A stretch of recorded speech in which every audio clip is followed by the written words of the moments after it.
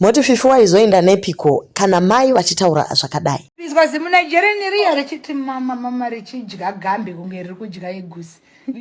Semashoko aShadhaya ari kuti iye ko mwana anozoita sei kana mai vachiita zvimwezvo. Ko mapicture avo last year anga akazara social media yese. Iko zvino mwana angoti aiwaka kombudzi kudya mufende ufananyina.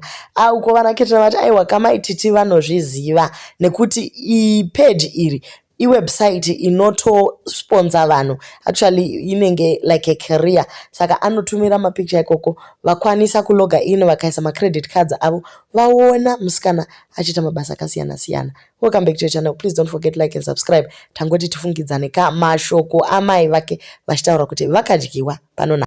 Those vanoona kupiswa zimunajeri riya richiti mama richidya Gambi kunge riri kudya igusi. Vichiziva kuti richada kuzoita zvisina basa. Simunajeri rinodya Gambi zvekuti vega munoshaya kuti ningirikini.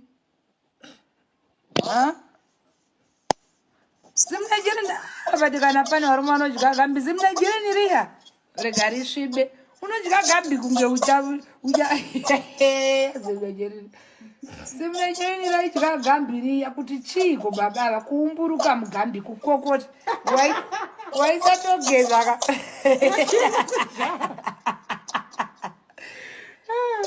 Asi varume iska muchokwadi.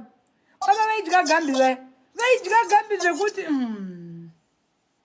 vaidya Gambi raiumburudzwa. Unoza Gambi raichena kuti white baba vachiziva zvavo kuti vane zvavari kutaimira. Unotadza kuburitsa mari pakadaro.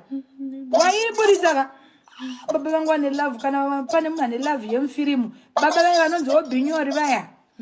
Baba vai vakanyanya karudo. Vakati my love.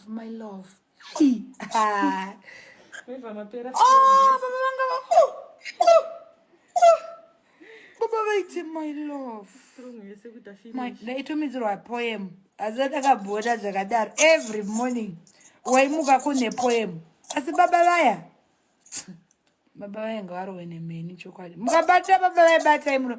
Baba vaidya Gambi zvokuti vaicheneswa. Sana kambona varume vanodya Gambi sababa vaya. Amene wavari kudya izvozvo because vaimbodya imwe Gambi reimwe chembere yekuCameroon.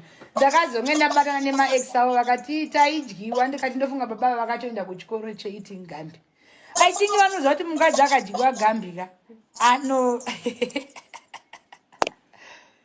baba vaidya Gambi chero riri kumwedzi vaidya Gambi.